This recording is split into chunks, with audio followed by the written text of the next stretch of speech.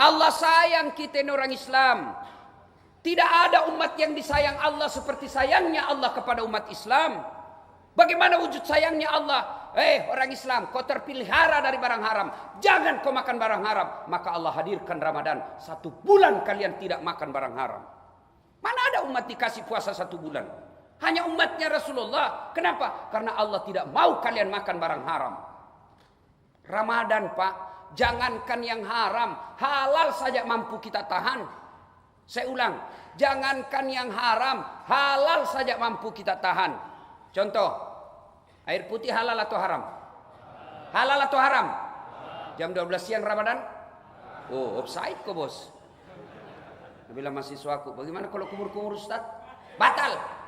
Orang wudhu kumur-kumur, batal. Kenapa bisa? Saya lihat 3 kali kok kasih masuk 1 yang keluar.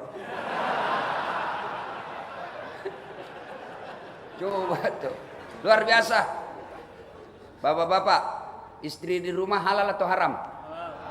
Istri di rumah halal atau haram? Halal. Jam 12 siang? Oh, offside kok, bos. Langsung kartu merah keluar lapangan. Coba, istri, ada yang tanya, bagaimana kalau malam, Ustaz? Haram. Kenapa bisa? Pacar, tidak boleh. Biar malam siang tetap haram. Ada anak muda bilang, bagaimana kalau mimpi basah, Ustaz? Siang hari. Ini biasa anak-anak kacuping orang di Makassar bilang. Yang anak SMP, SMA, anak kuliah, dikasih bonus lah mimpi basah. Atau ada juga di sini pensiun mimpi basah. Tapi kasihan sekarang pensiun ditangkap, kasihan purnawirawan ya, kasihan orang Indonesia. Ustaz, mimpi basah bagaimana hukumnya? Sah. Sah. Yang penting kau bangun langsung mandi. Sah puasamu. Yang penting mimpi.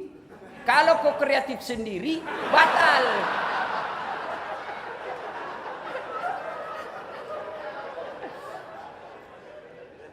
Wa qala idzan. Allah kemudian berfirman, Bismillahirrahmanirrahim.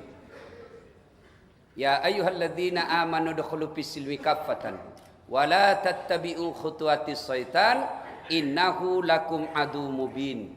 Wahai orang-orang yang beriman, masuklah engkau ke dalam Islam secara sempurna, bukan Islam pencitraan, bukan Islam pilcaleg, bukan Islam pilpres, tapi Islamlah secara benar. Islam secara benar itu termasuk ngurus politik. Islam benar juga itu. Wala tamutunna illa wa antum muslimun. Jangan kau mati kecuali dalam Islam. Ayat berikutnya yang penting selalu saya bacakan setiap saya ceramah. Dan janganlah engkau ikuti langkah-langkah setan, karena sesungguhnya setan itu musuh yang nyata bagi kalian. Ada enggak setan di tengah-tengah kita? Ada? Ada? Masa ada? Orang lagi di masjid ini, bos. Ada? Ada, bukan pocong, bukan uka-uka. Apa? Setan handphone. Orang sudah ceramah masih menggesek. Setan itu HP-mu, bos. Simpan dulu itu HP, bos. Tidak enak kita ceramah kok begini. Rasa-rasanya kau bilang, tidak urus kau, Ustaz. Simpan dulu. Ada juga itu pura-pura foto. Padahal dalam hatinya lihat kau HP baru. Ibu-ibu dibawa yang pegang HP selama saya ceramah, saya doakan suaminya kawin lagi. Sudah lepas itu HP-nya. Malah di Sulawesi, Pak, saya lagi ceramah, ada ibu-ibu langsung dia belakangi saya. Depan saya, dia belakangi. Barusannya ada orang saya ceramah, dia belakangi saya. Ternyata diambil handphonenya. Selfie. Baru dia tulis latar belakang Dasat Latif. Saya dijadikan background. Langsung saya bilang, kok kira saya pot bunga? Selesai itu langsung dia bilang, Ustaz, selfie, ini paling saya tidak suka. Kita capek, keringatan, kau suruh kita senyum. Selfie dulu, Ustaz. Sudahlah, saya takut dia tersinggung. Selfie, Bu, rame-rame. Kira-kira umurnya 55 tahun. Selesai selfie langsung dia bilang, Ustaz, boleh cium? Apa boleh cium? Haram. Tidak nafsu, Ustaz. Biar tidak nafsu. Mau kau kasih mengamu istriku di rumah? Coba kau masih muda.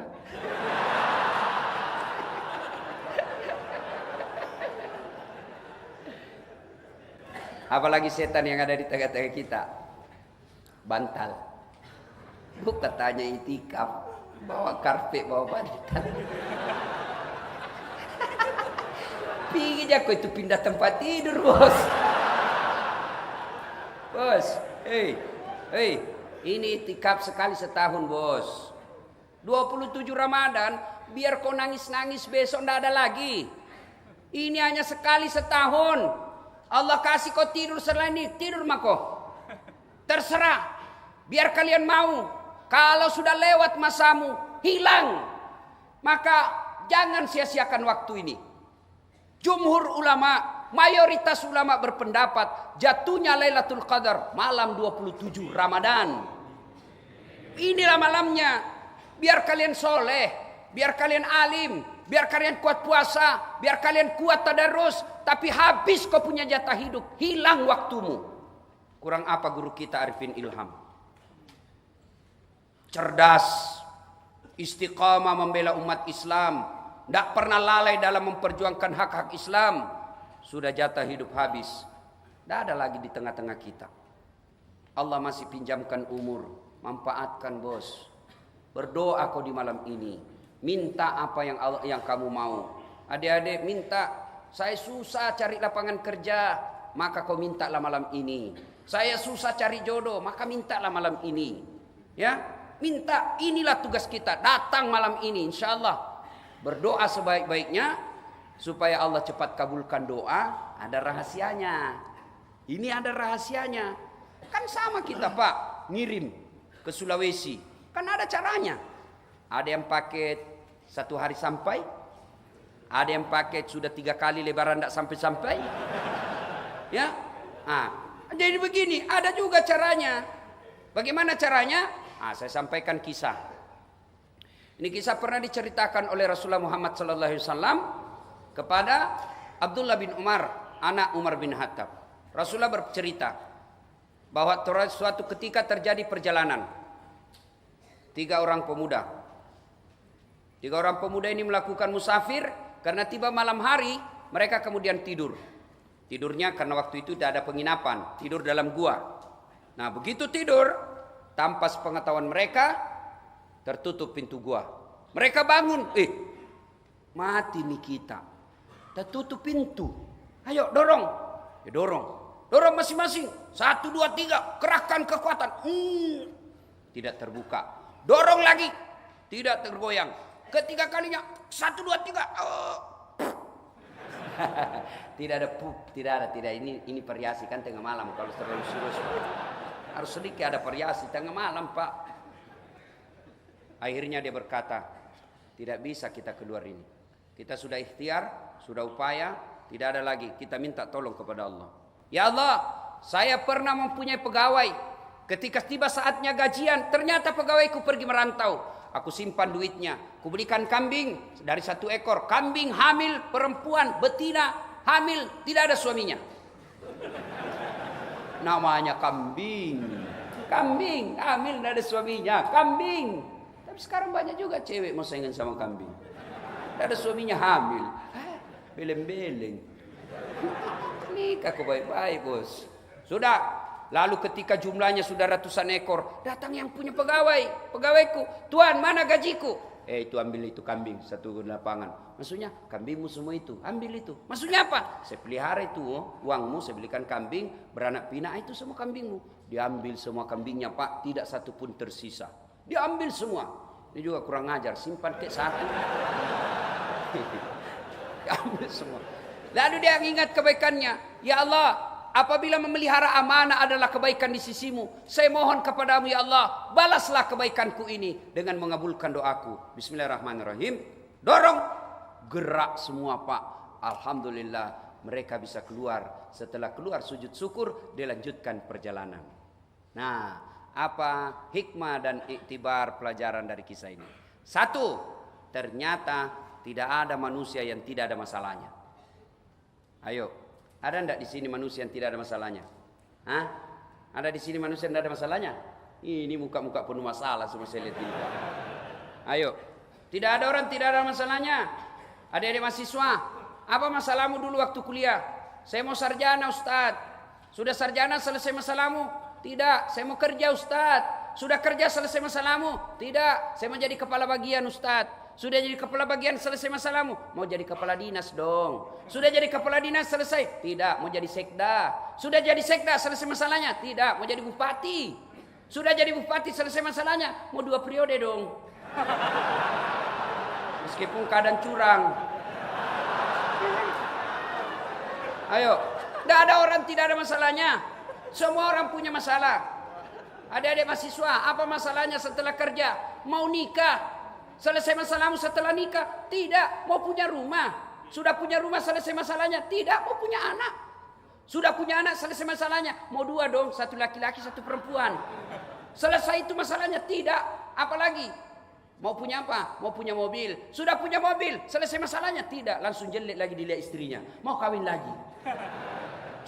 Tidak ada orang tidak ada masalahnya. Ustadz, Bapak kira tidak ada masalahnya Ustadz? Hah? Banyak masalahnya. Mau kawin lagi tapi takut sama istrinya. Bukan saya ya, bukan saya. Saya berani. Ini muka-muka takut sama istri saya. Tidak ada orang tidak ada masalahnya. Apakah gara-gara dosa orang punya masalah? Apa gara-gara amal tidak ada masalah?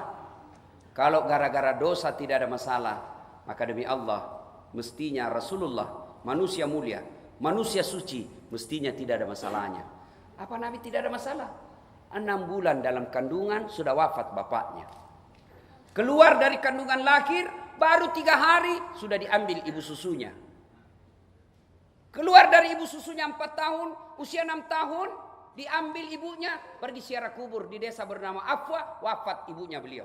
Diambil oleh kakeknya, Abdul Muthalib, 8 tahun, meninggal lagi kakeknya. Pindah lagi ke pamannya, Abu Thalib, usia 10 tahun, mulai perang. Perangnya bukan perang agama, tapi perang antar suku waktu itu. Usia 12 tahun, beliau sudah berdagang. Dagangnya bukan antar pasar Tanah Abang ke Ciledug. Tapi apa? Dari Mekah ke Syam, Syria, tidak pakai pesawat. Jalan kaki diimbangi dengan naik onta. Masalah demi masalah beliau lalui. Bahkan ketika selesai menikah, selesai masalahnya, muncul masalah baru. Anak-anak beliau masih belita, masih bayi, meninggal dilihat oleh mata kepala sendiri. Usia 40 tahun, puncak penderitaan makin tinggi. Dihina, dimaki, bahkan puncaknya diusir dari tanah kelahirannya. Siapa yang usir? Bukan orang lain. Siapa? Pamannya sendiri, Abu Lahab.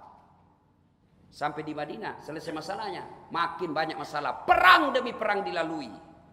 Berarti masalah itu bukan masalah kita. Masalah pasti ada dalam hidup ini. Masalah kita adalah bagaimana mengatasi masalah. Mengatasi masalah tanpa masalah. Orang Jakarta tahu juga Pegadaian, Pak. Biasanya ini kalau lebaran ibu-ibu ini kursus semua jasanya di Pegadaian. Kan bapak kita ini kan siap-siap menderita, Pak. Dekat-dekat lebaran datang permintaannya istri. Pak, ganti gorden. Pak, ganti spray. Pak, ganti tempat tidur. Pak, ganti tempat. Sekalian. Iyo, saya ganti kok sekalian. Itu jawaban paling tepat, Pak. Kalau banyak ibu-ibu minta ganti-ganti, bilang, ya sekalian saya ganti kau. Nah, ibu bapak, saudara-saudara sekalian. Begitu ada masalah, belajar dari kisah tadi, jangan hindari masalah itu. Belajar dari kisah tadi. Begitu ada masalah, takarruf ilallah. Dekatkan diri kepada Allah. Dengan cara apa? Yuk berdoa. Inilah malam 27. Minta kepada Allah. Doa tidak harus mesti sama ustadz. Doa tidak mesti sama dengan imam yang diminta. Belum tentu sama kita punya kebutuhan. Tidak harus bahasa Arab. Siapa yang mewajibkan kita bahasa Arab? Bahasa Bugis, buat dimato. Bahasa Jawa, monggo. Bahasa Sunda, mangga. Bahasa Inggris, enggak tahu. Silakan, Pak. Apa saja daripada Bapak bahasa Inggris tidak tahu artinya, salah ucapan, bingung malaikat. Apa maksudnya ini dasar? Lain di mulut, lain di hati. Dalam hatinya mau dapat jodoh yang diminta hujan. Bingung, Bos. Maka berdoa tidak harus pakai bahasa Arab. Sampaikan apa keluhanmu dalam bahasa hatimu. Ya Allah, saya sudah 4 tahun merantau ke Jakarta. Saya capek ngontrak, ya Allah. Rumah kecil begini, bagaimana saya bisa menumpang? Bagaimana saya bisa melayani orang-orang yang datang ke Jakarta, keluarga saya yang datang ke Jakarta. Kalau rumah saya sempit begini, ya Allah, Engkau menganjurkan untuk memuliakan tamu. Tapi bagaimana saya muliakan tamu kalau rumah saya kecil begini? Boleh doa begitu, Pak. Daripada Bapak susun kalimat yang lain di mulut, lain di hati. Minta bahkan boleh paling keringkas. Praktisnya doanya begini, Pak. Ya Allah, Kau sudah tahu apa yang ku mau, kabulkanlah. Paling gampang. Hai. Sudah, doa kepada Allah. Ada masalah, doa kepada Allah. Alhamdulillah. Anak-anak milenial sekarang, Pak, rajin berdoa. Mau pergi sekolah, berdoa itu, Pak. Ya Allah, mudah-mudahan perjalanan saya lancar. Sampai di sekolah, doa lagi, Pak. Ya Allah, mudah-mudahan guruku tidak hadir. Datang lagi gurunya berdoa lagi. Ya Allah, mudah-mudahan guruku cepat keluar. Tapi sayang, di mana dia berdoa? Di status, di Facebooknya. Siapa ajar kau berdoa di Facebook? Sibuknya itu Tuhan mau baca statusmu. Sedikit-sedikit update status. Ibu-ibu ini paling sering. Ya Allah, lindungi suamiku. Pergi lagi suaminya. Ya Allah, mudahkan rezekiku. Ditelepon suaminya 3 kali tidak dijawab, kesepian banget. Sore tidak dijawab-jawab, langsung lain statusnya, marah dia apa? Tak kusangka kau begitu. Ya, berdoa Ramadan ini malam 27 minta kepada Allah, Bapak curahkan perhatian, curahkan segala keluh kesah Bapak. Boleh dalam bahasa apapun, sampaikan kepada Allah. Ya Allah, Engkau melarangku meminta hanya kepadamu. Engkau melarangku meminta kepada orang lain. Engkau melarangku menghambakan diri kepada pejabat. Engkau hanya mewajibkanku memohon kepadamu. Maka aku datang memohon kepadamu. Kabulkan permintaan saya. Sesuai janjimu, ud'uni astajib lakum. Minta kau kepadaku, pasti saya kabulkan. Itu janji Allah, bukan janji caleg. Kalau caleg, Pak, mau dipilih, dia bagi-bagi kartu namanya. Pilih saya, sama-sama kita orang Bugis. Begitu dipilih, dia ganti nomor HP-nya. Kita lebih bego lagi, sudah ditipu, masih kita pilih lagi. Tidak kok. Kedua, hikmah dari kisah ini. Ternyata dalam berdoa boleh menyebut kebaikan kepada Allah. Boleh. Yang tidak boleh menyebut kebaikan kepada sesama manusia. Contoh, ya Allah, ada kemanakan saya urus anak yatim. Saya sekolahkan, saya kuliahkan, saya kasih pekerjaan, aku nikahkan. Sekarang alhamdulillah hidupnya sudah baik. Apabila memelihara anak yatim adalah kebaikan di sisimu, maka balaslah kebaikanku itu dengan mengabulkan doaku, sembuhkan penyakitku. Boleh. Yang tidak boleh kalau Bapak sebut kebaikan kepada manusia. Contoh, kau tahu Dasat? Itu yang dari Makassar, banyak sekali gayanya itu. Kau tahu?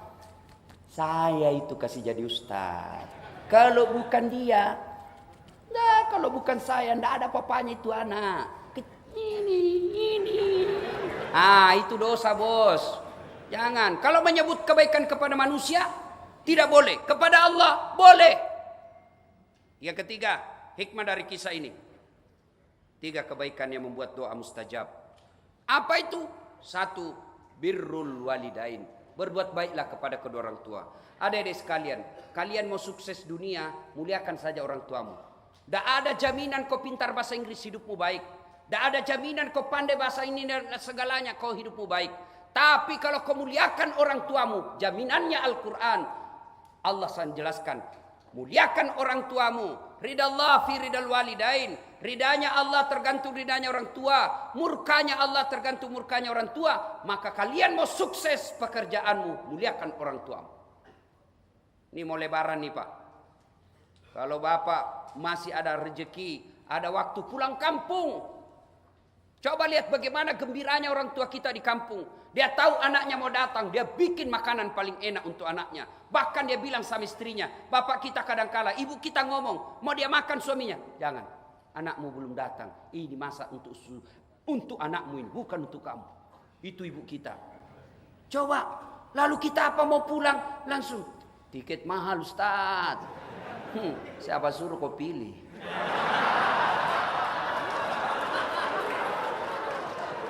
Nggak ada urusan sama politik ini ya. Ini tikap akbar, nggak ada urusan politik. Ini masjid, nggak boleh orang berpolitik. Jangan liar pikirannya Pak, nggak ada urusan sama politik. Saya cuma bilang, siapa suruh? Ya. Coba bayangkan.